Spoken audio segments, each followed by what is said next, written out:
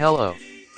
In this video, we are going to talk about amendment and revision to the Constitution.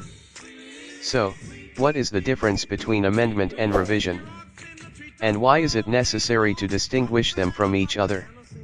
The answers are in this video.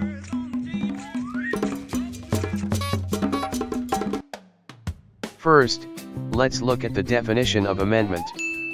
According to the Supreme Court in the case of Lambino v.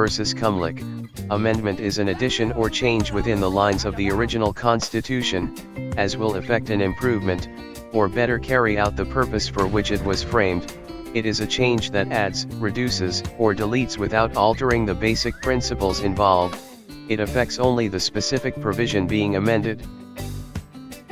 Now, let's define revision. According to the same case, revision is a change that alters a basic principle in the Constitution, like altering the principle of separation of powers or the system of checks and balances.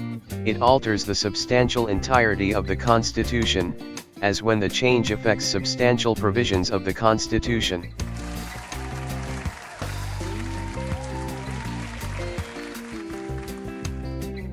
So, we learned that a revision generally affects several provisions of the Constitution, while an amendment generally affects only the specific provision being amended.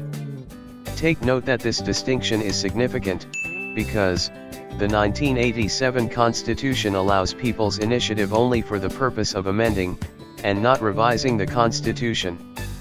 In the aforesaid case, the Supreme Court considered the two-part test, in resolving whether a change is a revision or amendment.